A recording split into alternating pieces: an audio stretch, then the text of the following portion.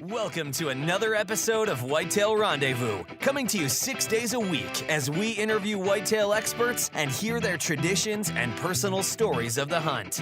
Learn more about the latest gear, discover proven tips, and the latest strategies so you can make your next hunt a success. Now, here's your host, Bruce Hutchin. Whitetail Rendezvous is pleased to announce a partnership with GoHunt.com. Who's GoHunt.com? Well, if you're a DIY hunter, you need the information at GoHunt.com/insider. Why? Because it provides 4,200 profiles, every unit, every species, and every season. Furthermore, they give in-depth analysis, interactive maps, unit access, and seasonal trends. Draws are very important, and they give you the most accurate information in the business. All this is available when you go to GoHunt.com/insider. Make sure you use promo code WR when you join Insider. You'll get a $50 gift card for GoHunt.com Gear Shop. Remember, when you become a member of GoHunt.com/insider, you're going to get a $50 gift card to Go Hunt Gear Shop. What's in the gear shop? The best gear that you can buy for hunting the West. All in all, if you're hunting out West in 2018, GoHunt.com/insider is where you need to be to get all the research information. When you use promo code WR, Whitetail Rendezvous receives a small commission from GoHunt.com.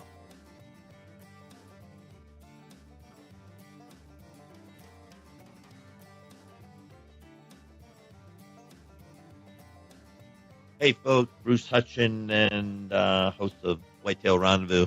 Well, you already knew that. But I'm with Bianca Burnett and her Humble Hunt. And if you haven't listened to her episode before this about beauty and her bow, you need to listen to that. Guys and gals, you really need to listen to that and grasp what Bianca and I are trying to accomplish with this little sharing of thoughts and comments.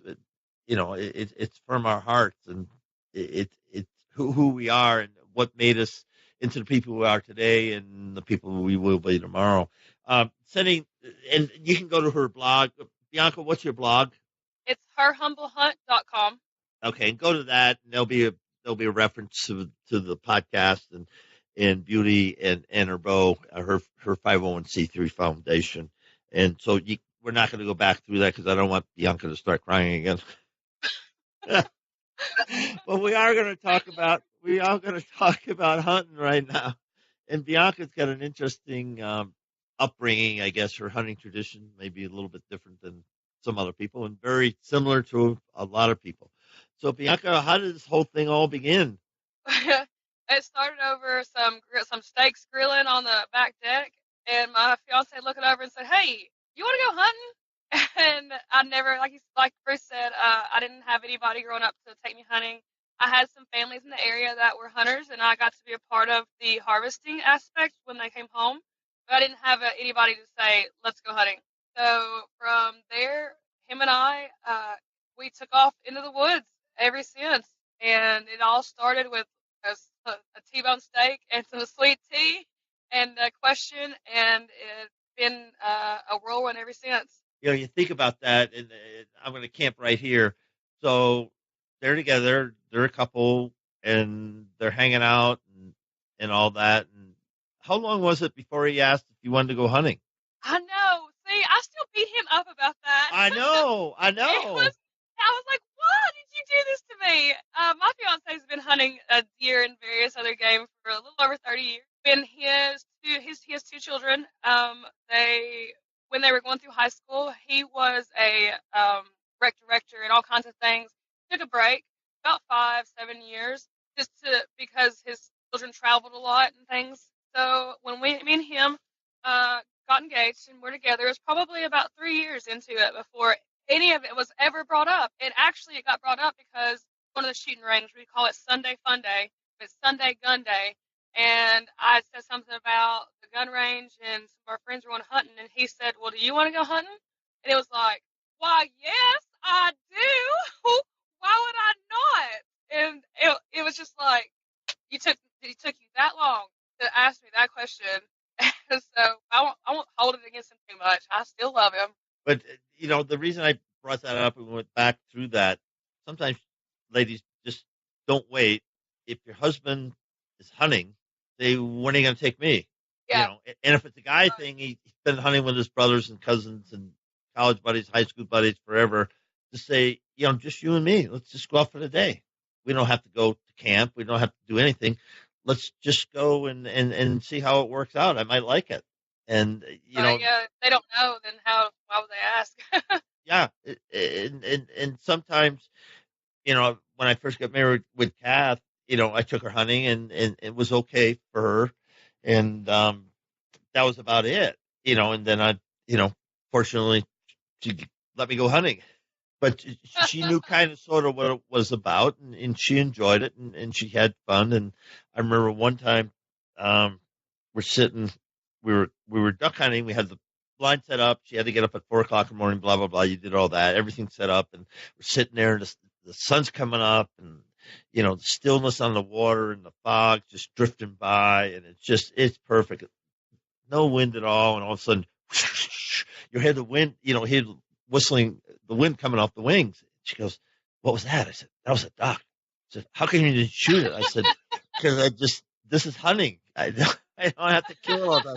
She's looking at me going, "Wait a minute, you got the gun, all the stuff." And, then another bird comes by and stuff. But then one tries to land in decoys, and that didn't work out well for him at all. But it was Then just, it became. you think about that, and talking with you today, it's just the sharing of that, and give your spouse the opportunity, your partner, the opportunity to say no, or say, my son loves antelope hunting. He care less about elk hunting. But loves, said, we're going antelope hunting. He's all over that. All over that. The funny thing about it is, technically, I do a ton of solo hunting already, and I have of last year. But when he goes hunting with me, he's generally not really hunting. He's done it for so long that he gets the joy out of me, and what he's generally just there to keep me company. I mean, and so he just enjoys being out there. He doesn't care about killing anything. He don't give, he didn't kill a single deer this last season. I did it, and and that's just the beauty of it. You go through different stages as a hunter, and now he's just like, I call him my number one sponsor because he's amazing. And like you said, you get joy different ways the farther in you get. Yeah, you do. So let's talk about the 2017 hunting season. How'd that go for you? As far as I'm concerned, it went very well. Like we spoke about, I had gotten my first spring bow archery turkey. Same week I spoke with Bruce last year. Hoping this weekend comes through for me again. I then went to Florida, which I don't know if you caught my mount came back from the taxidermist. It was a beautiful, beautiful spotted boar, and I went to Florida, and that was a 30-06 kill. It was amazing. We actually watched hogs all day, but I went on that hunt not to kill anything per se, or yes, I wanted to bring home pork, but I needed to get jitters off of me so I could sit and wait and watch, because I didn't want that instinct just jump and just shoot at the first thing you see. My fiance knew that I was still needing to work some of that out of me, so we literally sat there, and I was not allowed to shoot, for the first 8 hours. I mean, if some huge trophy board came out, then yeah, but so that was a big, big learning experience. Like I said, do whatever it takes to get comfortable with your I hadn't shot a 30-06 at that time. I mean, I had been shooting them, but didn't grow up shooting them, and so I was getting comfortable with my rifle and everything. Let's see, next we rolled. I did some bow fishing down in Florida. I met up with Fish Enterprise, did some stingray bow fishing. That was a lot of fun. I shared that trip with one of our best friends, Brian Vandergriff, part of Team Vandergriff. My fiance and April decided to hang back on the beach with the kids and a cocktail, and me and Brian went bow fished all night with charter, and that was an amazing experience. I almost shot a hammerhead. Thank God, they caught me in time, because that is illegal. But I'm nearsighted, and I couldn't quite make it out back home. If it's big, you shoot it, So thank God they got me just in time. I did shoot a very, very nice spring in. Then I went to Alabama, and I dropped an 8-point buck right there right before it wasn't. It was probably, I think it was November, right after between Thanksgiving and Christmas. My first shot of the season, I missed, completely missed. I had to redo my scope and get a little better. Then I dropped I let a few does pass. I probably made a shot on at least one of them, but I was in my own head the wrong way. Hey, but at least I knew that they didn't know I was there. And so it might have been because I was 40 feet up in the tree. I was always supposed to be 30. Oh my Either goodness. way, yes, that's a story. But at least it let me know that they didn't know that I knew that they were there, that they didn't know I was there. so, but I had a misfire. I literally dropped in on my scope, and it was beautiful. Oh my gosh, it would have been a perfect shoulder to shoulder through shot, and I was instinct, safety off, dropped in, shouldered up, trigger, click. Had a misfire, my ammo. My mouth was hanging open when I looked over the scope. I was like, why didn't it drop? Oh my gosh, did I miss again? And then I realized my gun never fired. And you're 40 feet up in the air? You're 40 feet up in the air? Yeah. On the hang-on? Are you on hang-on? I'm on a climb-on stand, a climber, yeah. And I knew that buck had been coming in through there and already been spotted. This was after my initial 8-pointer. I was out for double digits. Not double digits. I was out for double eights this season. I knew that 8-pointer was back there. It had been spotted various times, and so I put my back to the entry where it came in through the woods, where it had always passed through that way, and put the tree to my back for coverage. That sucker, I was in my tree stand the same day snow touched down in Alabama. It was beautiful. I have video of it.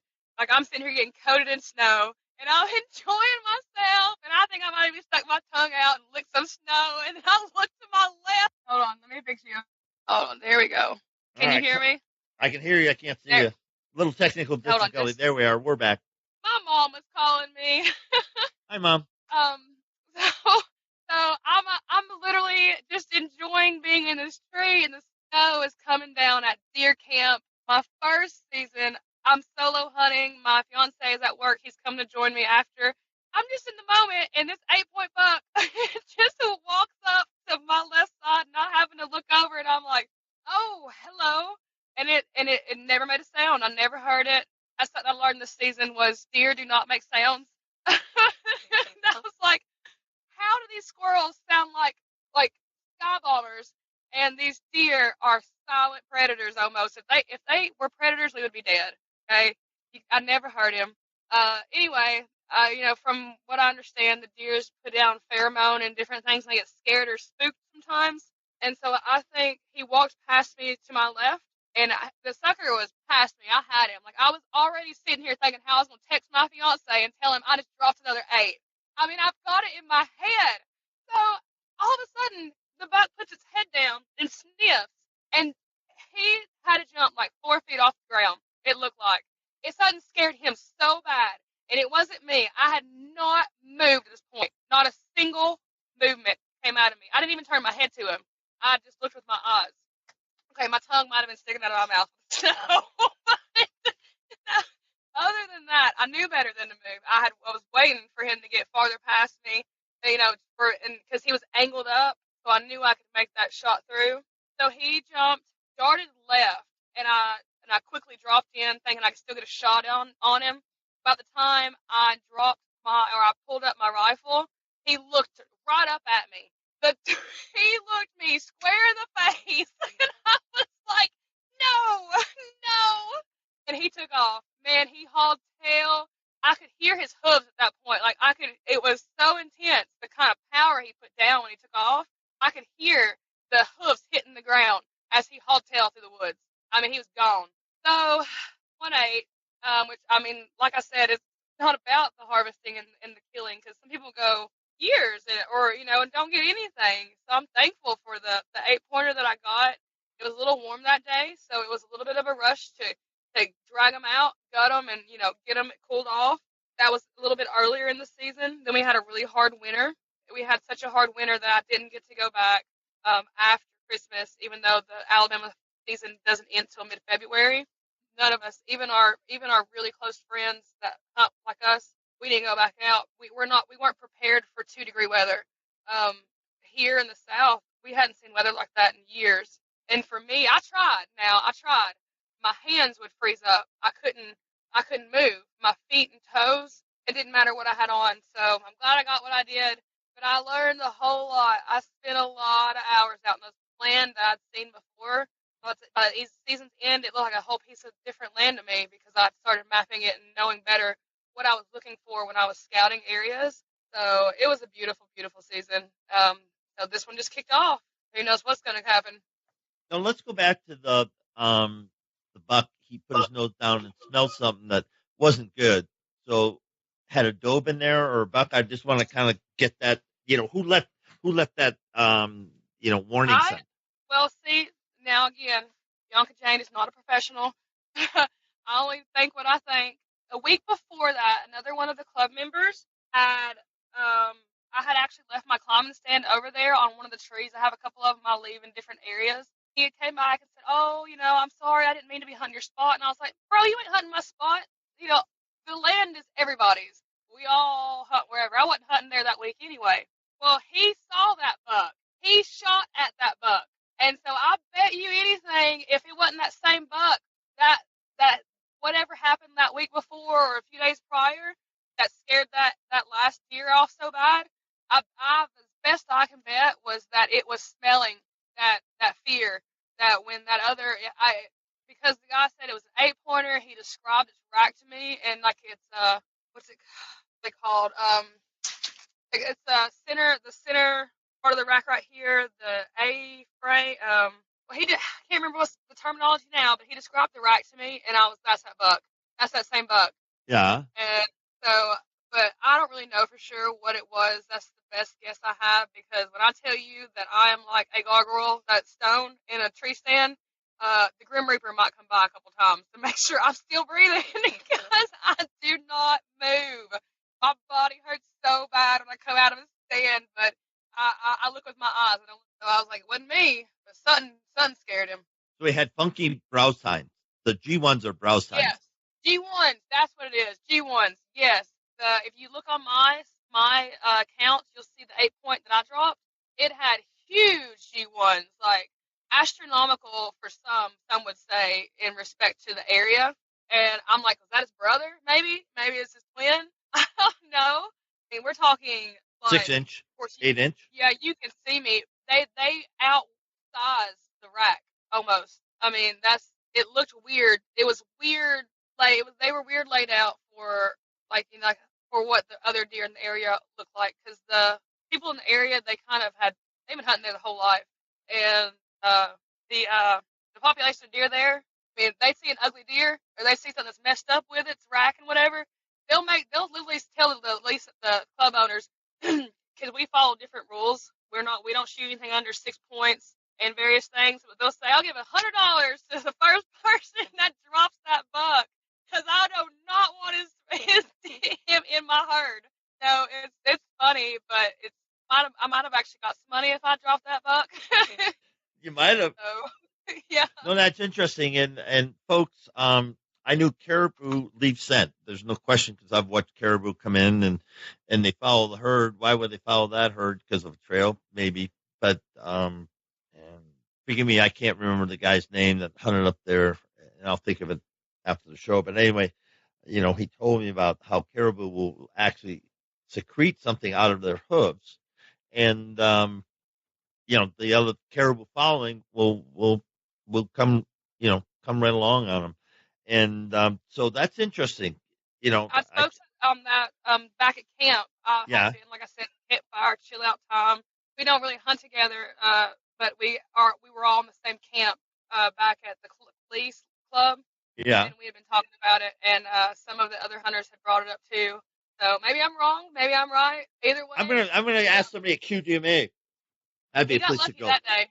Yeah. Or his little tail end would have been on my wall. So I had him. I mean, I was literally going to flip my safety off when he spooked.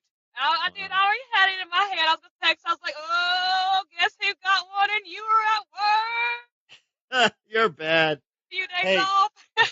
we're going to change it up now. Enough of us this hunting stuff, but what's this International Huntress all about? We talked about that in the pre-show, and Bianca Jane's going to talk a little bit about that right now.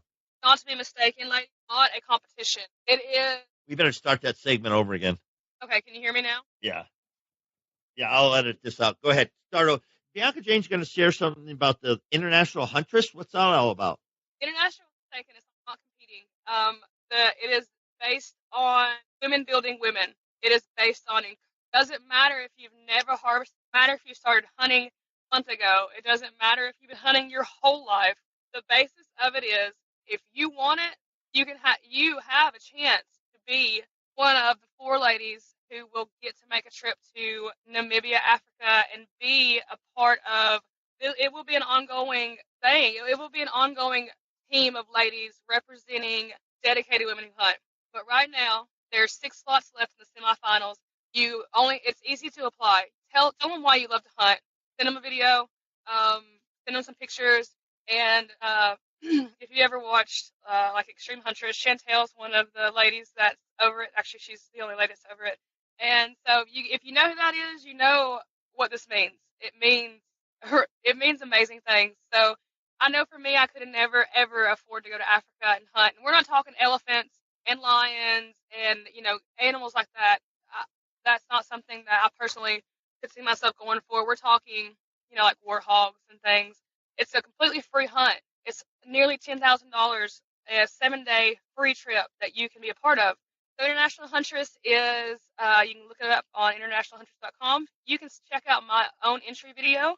If you need help, the video is really hard for me to do, but there are 4 days left. You can still apply. You can still be a part of Team International Huntress. And if this round, I'm just a semifinalist. All of us are. If you don't make it this round, there's already in the works 2 to 3 other international hunts being planned, paid for, just to be a spokesperson and to be a part of displaying respect, hard work, dedication, and passion. So, ladies, don't miss the opportunity to apply. I'm already super stoked because some of the ladies that are semi-finalists are. I'm your fan. I'm a fan, and if I get to make the trip, I'm probably gonna need a couple hours just to meet these other ladies that are just amazing. And so the information's on my blog. Don't miss out. You do not have to be a lifelong hunter. You just be yourself. So don't sell yourself short. Don't worry. Don't underestimate yourself. And best of all, don't second guess yourself. Apply. If you need any help, any more information, send me an email. And hey, me and you might be going together. And all I can say is pop bubble gum, and I'll bring the bean dip. All right. So how do people get a hold of you on social media? Then with Beauty and her bow, and then now this International Huntress. First and foremost, any and everything involved in my world will be found on my blog. My blog is herhumblehunt.com. You can tell me at Bianca at herhumblehunt.com. You can do it directly through the website. You can subscribe to my monthly newsletter also, but other than the website, and don't forget, if you have a story, tip, trick, how to, whatever, you can submit an original piece to my blog site and be featured also. On social media, Facebook is herhumblehunt.com. Well, Her Humble Hunt, Facebook, www.facebook, but my page is called Her Humble Hunt. On Instagram, it is herhumble_hunt. I don't have a Twitter. I barely have time to keep up with my other things. But guys, like I've told Bruce many times, I love to communicate. So get in touch if you have any questions, any thing that we went over. Beauty and her bow. There's a post about that, and the ongoing development of that foundation will be updated on the site as well as in the monthly newsletter. And with that, folks, it's just been such a joy to catch up with Bianca Jane and find out what the heck's going on in her life. And folks, you need, if you want to connect with somebody who's one approachable, who is I watch American Idol, and I see these young kids, and you see their first audition, then you see them go through the steps, and all of a sudden, they're going toe to toe and singing duets last night with with some iconic people, and they're 16 years old, 17 years old, 18 years old, and that comes from confidence. And the biggest change I've seen in Bianca Jane is simply the confidence and the poise that she's given, because she has a voice, she has a place, and you're in for an amazing ride, girl. I mean, it's just I hope so. a beautiful thing to watch. I had a friend that said that, it's a beautiful thing, but it truly is. And it, tip my hat to you, lady. Thank you. And I really was. I'd been meaning to get back to speak with you, and it worked out though. We were on the anniversary of last year. Yeah. So I was really thrilled to get back to chat with you. I had so many things I want to talk to you about. And, Bruce, thanks. You were a part from the beginning, and you were one of the first to say, just enjoy it. It's not about killing. It's about hunting. And so thank you for that. Well, we're not done yet. Oh. No, not on this show. This show's going to be over. But, let's stay in touch, and let's definitely, if you get that turkey thing, we'll do something on Instagram, or if you get a turkey this weekend, or Facebook, we'll have to do that. We'll do a FaceTime or something. Yeah. We'll do something that. And then we got to. I might call you up and be like, yeah, yeah. All right, girl, get out of here. Go home, do what you got to do. But thanks so much for spending your time and enriching all our lives. And everybody that listened to Beauty and a Bro segment, that's going to be the title of the podcast. And that'd be perfect. Thank you. I really am. Thank you for. Remember, I was telling you I was going to text my Beyonce, and I was like, Bruce. Yeah, do it. I got the word. I gotta go. See you later. Same time next year. No, it'll be sooner than that. Oh, this weekend. This weekend. Bye. Thanks for joining us. Be sure to tune in tomorrow for another episode of Whitetail Rendezvous, where you can listen and learn from the experts so you can be more successful on your next hunt. Until next time, listen, learn, and succeed.